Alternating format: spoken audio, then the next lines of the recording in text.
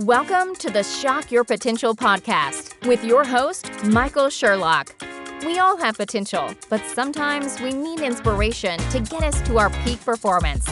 Whether you are starting out in your career, ready to move up the corporate ladder, or taking the leap into entrepreneurship, Michael's guests provide powerful tools and resources to shock your potential. Shock Your Potential is a global professional development training company committed to your unique journey. Learn more about us today at shockyourpotential.com. Listen in to today's expert. Thank you for joining us on another episode of Shock Your Potential. I am, of course, your host, Michael Sherlock. And all month long for the month of May, we are talking about being mindful and specifically taking better care of ourselves mentally, emotionally, spiritually, psychologically, but to really give ourselves a break and reflect on the fact that we all need all the help that we can get just to make sure that we know how to take care of ourselves. And my guest today does something very unique for people. So Dr. Traci Moreno is a clinical and forensic psychologist. She has 17 years of experience, and believe me, she's done her years of experience in some tough places. She's worked as a therapist at inpatient residential facility for severely mentally ill criminal defendants. She's worked as a senior psychology at a maximum security prison in Los Angeles County. And she's been the director of mental health services for a community clinic before she decided herself maybe it was time to slow down a little and bring her passions for spirituality, nature, animals, and fitness into her psychology career. So today she owns Free Spirit Coaching and Psychological Services in Cave Creek, Arizona. And after taking a look at some of the things that she has to offer, I'm like ready to book my time there right now. Her practice sits on a beautiful 2-acre property with mini donkeys, Zen garden gazebos, and those actually serve as their offices. She collaborates with other providers and incorporates equine-assisted therapy, spiritual coaching, Reiki, sound healing, Thai massage, and yoga into her treatment plans, which is why I definitely need to get there. And it also provides customized retreats. So joining me today is Traci, and I cannot wait to learn more about what you are doing out there in Cave Creek. So thank you for being my guest today. Thank you so much for having me. I'm excited. What a wonderful place. And right before we started taping, I was telling you that I got away for the weekend with some great friends up in the mountains, and we all needed it. We took a 3-hour hike in the mountains, and it was just brisk and cool and quiet. And all of us just kept saying, oh, we needed this so badly, just that time away and to be in nature and to be moving your body. So, tell us a little bit more about, what this is, this kind of dream paradise that you've put together. Tell me about it, a little bit about how it came about and how you use this whole opportunity to help people to shock their potential. Okay, well, it's working in, when you were talking about my history and working with the prison and working at the community clinic.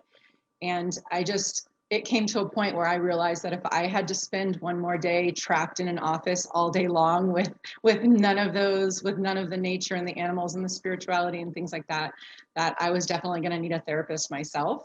Mm-hmm. So that's pretty much how the concept for Free Spirit Coaching was born. And we searched for a property just for that very reason. And we've just been building and expanding from there. It's been amazing.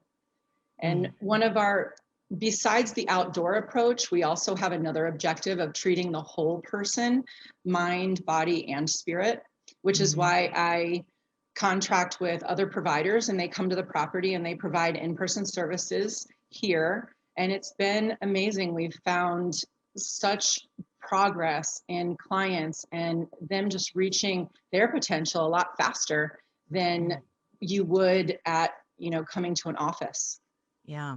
Well, and it's a great point too, just thinking about, if you were reaching the point where you're like, I can't sit here in an office anymore and not find my own peace, that, thinking about, I've seen counselors throughout my life, and some of them have been in really nice, offices, but you're still walking in an office building. It's Right. not the same kind of ability to let your guard down or to be able to relax and truly breathe. So I can imagine how this environment is much more conducive for people really not having to take so long to kind of open up or unburden themselves.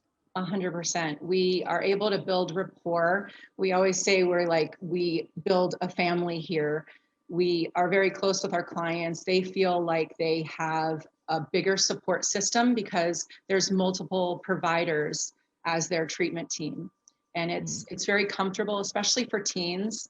They are much more, they let their guard down a lot quicker. They're much more open, because you're definitely not going to find pantsuit and heels here.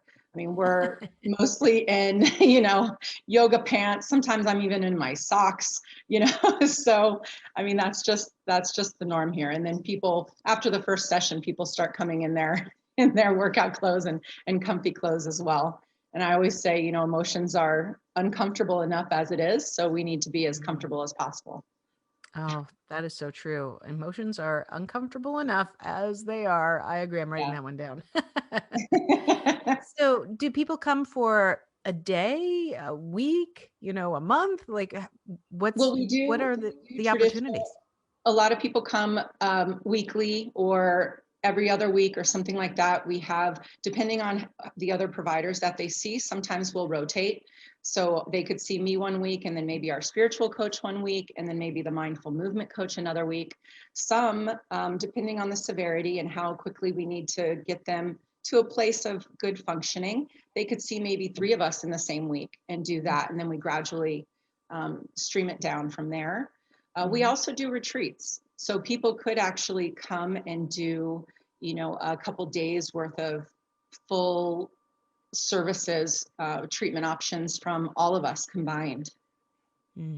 I think coming out of a pandemic, it's going to be really interesting to see how we all come out the other side, because one thing I think that people have been so much more open to discuss the solitude, the loneliness, the fear.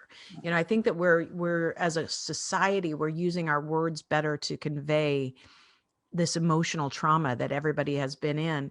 But I just wonder how much more we need this kind of environment that you're creating after the pandemic, when people feel like they can begin to emerge, and then they have to start processing it. Because, for some people who haven't moved about much in the world, just moving about in the world again, I think is going to be incredibly stressful. We probably our clients tripled during COVID and over the summer. And it's been a really hard time for people.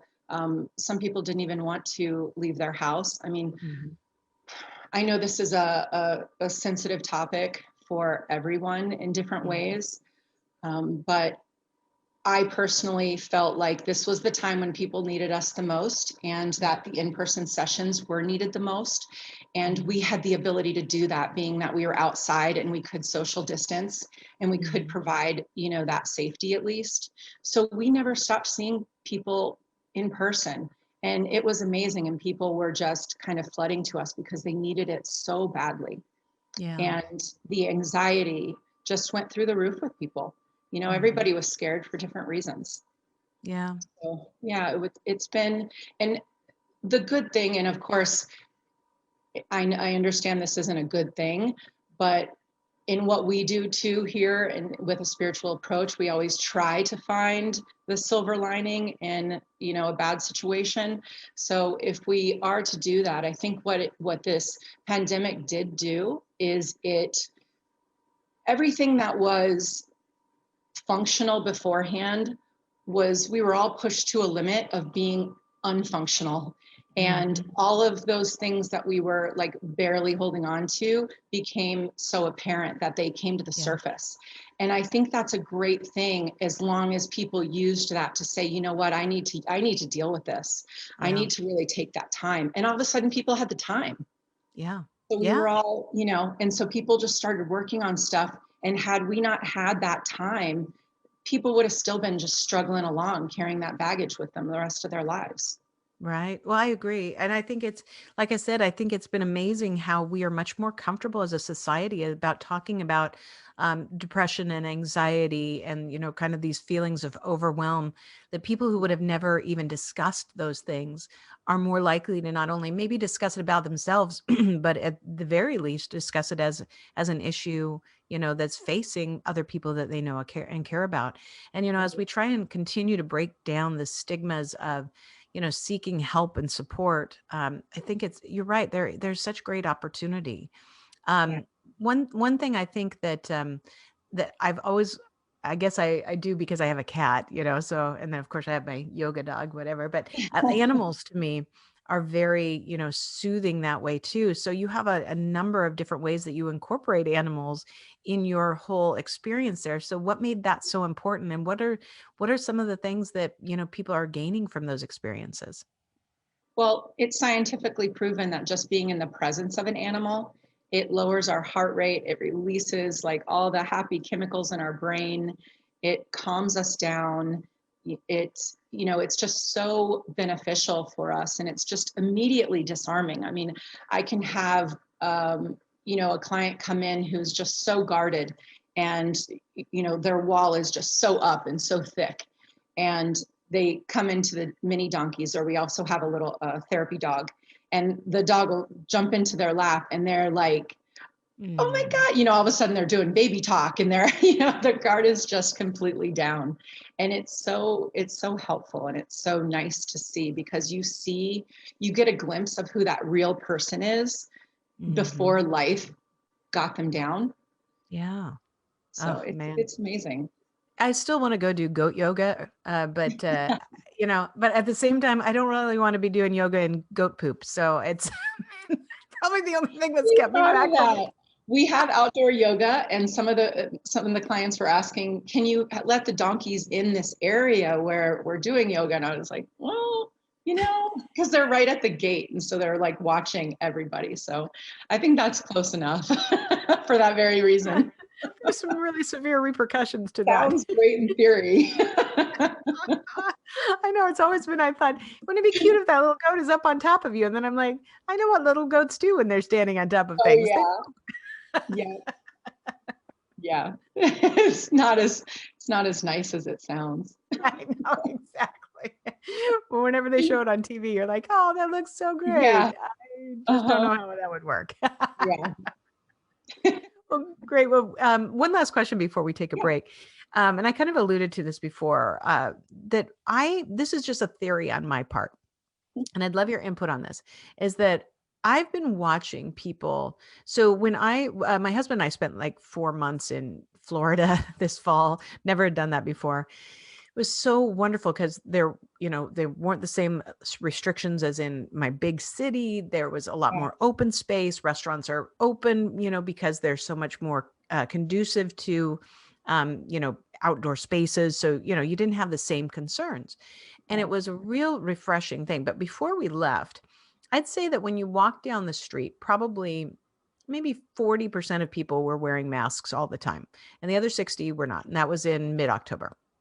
We got back and 95% of people were wearing masks. And if I went out running and didn't wear a mask, man, I get evil eyes. People will, even if you cross the street for them, they are crossing the street, so far away and glaring at you. I had somebody yell at me once. Whether you're a mask wearer or not, which is really not my point with this, is that I see this, most of their reactions I know were from extreme fear. Yeah. So, now, I mean, even if I see somebody coming down the street, mask or not, I will give them leeway just because I don't want to make them feel uncomfortable and cross next to them. But I have this sneaking suspicion that when we even get to the point where they say, all of us, or as many of us who can or want to, have the vaccine and all the levels are down, I feel like this is going to be some PTSD, like that there's going to be a sense of being very afraid to be physically close to people that you don't know, or even that you do know. What's your thought on that? This is just my own like psychological speculation. You're absolutely right. It's already happening. I mean, we just in our small little city, we've had several suicides of teenagers and even younger, and it is horribly sad. I recently put together a teen equine program. It was a 4-week program, and I don't want to be the one to say you can't wear masks, but it was encouraged to think for yourself and do what you thought was best. We were able to socially distance, and part of the thing was getting the kids together socially and being able to interact that way without hiding. Like, you're literally hiding behind the mask. Yeah. And, Yeah. literally and figuratively. So, Mhm. and it was interesting how the donkeys responded to the people who had a mask and who didn't have a mask. Interesting. So they responded obviously better to the people that didn't have a mask, and they were pulling them through an obstacle course, and the two kids that did have a mask on, they wouldn't budge for them at all. And I had Isn't said it dawned on me that these two were the only ones with the mask on, and I said, if you guys are comfortable, maybe take it off and see if they react differently. And I encouraged, I was like, if you're not comfortable, that's okay. But right. Right. so they did, and the donkeys moved right through the obstacle Isn't course. It was pretty that amazing. And that's how we respond. Donkeys reflect our behavior, just like horses and donkeys, equines. That's why they're used in therapy. And it's interesting. Isn't that is really interesting. I mean, that would make a really incredible a Yeah. study. Because you're right, because we miss so many facial cues. And, Yeah. I like how everybody says, yeah, you can still smile behind the mask. And, you can kind of see, but sometimes trying to smile looks like alarm. And I'm just afraid that we're going to have a real difficult time coming back to socialize with strangers because of elements of fear. And I mean, only time is going to tell. But I think, it's not like we're going to have everybody vaccinated and magically we're all going to walk out of this and say, Right. okay, great. It's just as good as what it was in 2020, February of 2020 before the world changed. I just don't think we're going to have that. For us, in our age group, I think that people will be able to bounce back a little bit quicker. Although there are people that the anxiety did go through the roof. There is definitely going to be PTSD. There's a lot of loss of hope, Yeah. and just generalized fear in a lot of different areas. I think it's a smaller percentage in the more adult population. Hmm. The teen population and younger is the population that I'm most concerned about, because they're in a developmental stage right now where they're learning how to be social on social cues and Yes. function socially. So, and they're missing this. And Yeah. then the intense amount of hope of not being able to, even be in sporting events, or going to sporting events, participating in sporting events or clubs, Yeah. or, going to even graduation. I mean, I know. in June, the loss of hope that I saw with teens coming for treatment was heartbreaking. Oh, I even and that's had exactly. some college kids that Mhm. were like, I did all of this and I can't even graduate. I can't even celebrate with my family. They can't even have Can't a have a party. Yeah, can't have a transition of a major milestone in your life. Yeah. And life is filled with a lot of difficult things. We go through so many challenges and struggles in life that these small moments in between where we can actually celebrate an accomplishment, because we Mhm. fail way more than we succeed, right? Yep. So and then that is taken away, Yeah. it's devastating to people. And then they lose hope and they say, well, what's the point? What's the point? If I can't even celebrate these accomplishments, what's the point in even trying to earn them?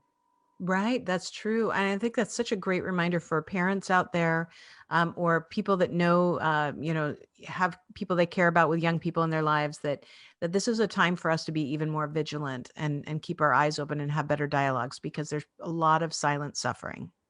Quality of life is just as important as, say, quantity Mhm. or um, our safety. It has to be a balance. I so agree with what you're saying is that, this is a great opportunity for us to have so much more heightened awareness, especially the young people in our lives. But anyone around us, I have friends that I know are struggling a great deal, with all of everything that's going on. And frankly, the idea of the vaccines, they're still not trusting that that's going to take us out of this situation. So it's really interesting. And I always say you never know what goes on behind anybody else's four walls, especially the four walls in their noggin, because we all Yeah. have triggers, we all have pasts, pasts, we all have things that are, our own little silent, things that we deal with. But, my real hope for this month and the focus of this podcast is to remind us all that taking good care of ourselves mentally is something that we can and should do, and that if we continue to practice it, it will build up strengths in us as well. So, what are your takeaways for making sure that my listeners and viewers are really able to say, okay, I can have some positive impact on my mental health situation? Well, like I was alluding to before, I think you can take this opportunity and take advantage of it to see really what areas you do need to work on and go ahead and improve those areas because, you know, and I think you said earlier, a lot of people who would never have normally come to therapy ended up coming to therapy. And a lot of them feel weak. It feels like a weakness to them to come to therapy or to ask for help. And you got to think to yourself, it took zero courage and strength to avoid, asking for help and avoid coming to therapy. Mhm. But it takes so much. That was much harder to make the call, get the appointment, and come in and confront all these things that you've been trying to avoid within you for so long. So Mhm. it takes an incredible amount of strength to come and work through this stuff. I agree. And I think too, I was thinking about you having retreats. And, another element that we haven't really dealt with as a society yet is how companies come back together, Mhm. because so many people then have been removed from their working environment, their team.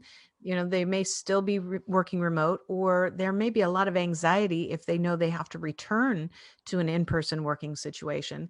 And I think that there's an incredible, not only opportunity, but need for teams to find new ways. We always talk team building as if it's, some fancy extra thing.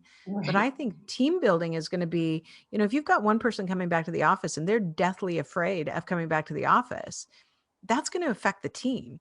Oh And yeah. people might ostracize them, or vice versa. If you're too, comfortable with everything, you may be making other people uncomfortable. I think that something like this, a retreat in that format, could really help teams to understand how to come back together and take care of each other a little bit better too. Right, that's true. That's a really good point. I hadn't even Yeah. thought about the work aspect of it yet. Yeah. Mhm. Yeah, because I think that's going to be a whole new dynamic, and as businesses are starting to open up again, the one question I keep hearing from people over and over is, do I have to come back? What if I don't want to come back and work in the office? And part of it, some of it's fear, and some of it's, comfort working from home or not having a commute. But I think that, that there's this underlying, challenge of how do you make teams be effective when you're working remotely? It's a completely different environment. I think the face of the work office is going to change drastically now anyway. I think a lot of it is they're going to be working from home probably permanently now. I think a lot Mhm. of businesses are going to take advantage of that. Mhm. And I don't think that's necessarily a bad thing.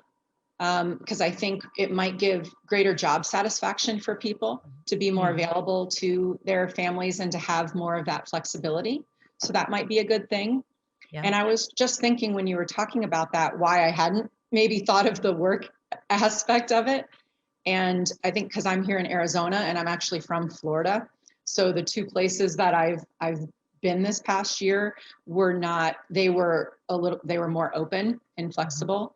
So it, but I see what you're saying in some of these other states where it's been so strict and you've been so limited that it is going to be a big transition for people. Yeah, I know that my husband's office in downtown Philadelphia, they've been, remote for I think like a year from today, actually. This may be the day.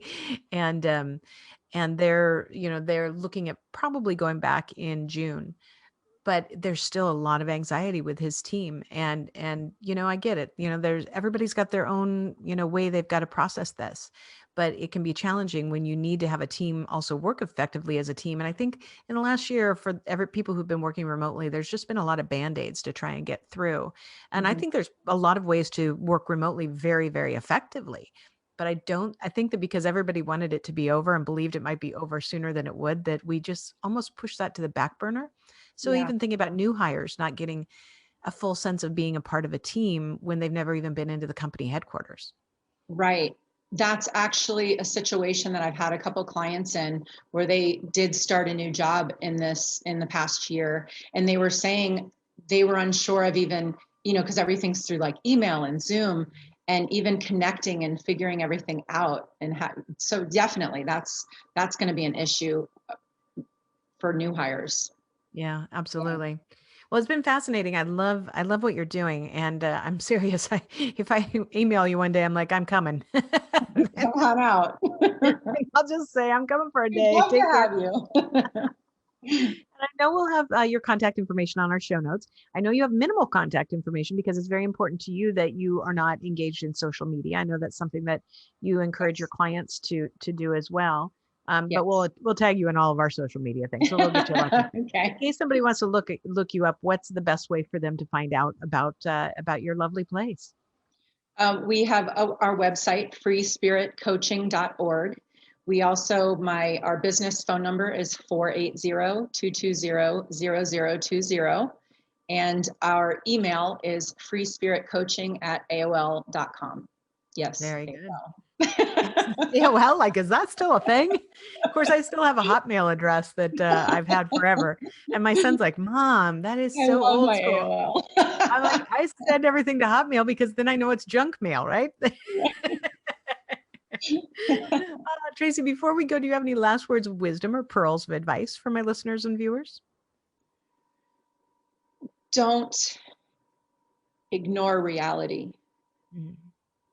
Deal with what's there, because it's just all we do is carry it with us as baggage. And, we start with one thing, a year later, we have 5 things, 10 things, 20 things, and it just weighs us down so much.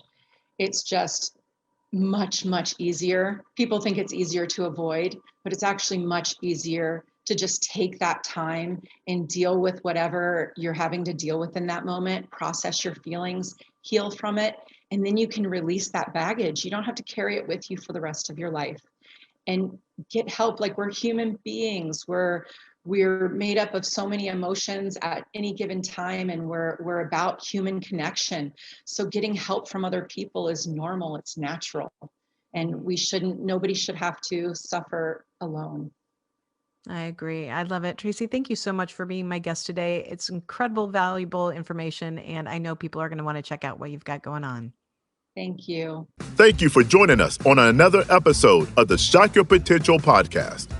Learn more about us today at shockyourpotential.com, including details on Michael's 2 best-selling books. Tell me more, how to ask the right questions and get the most out of your employees, and sales mixology, why the most potent sales and customer experiences follow a recipe for success. And as always, don't forget to subscribe, rate, and like us today.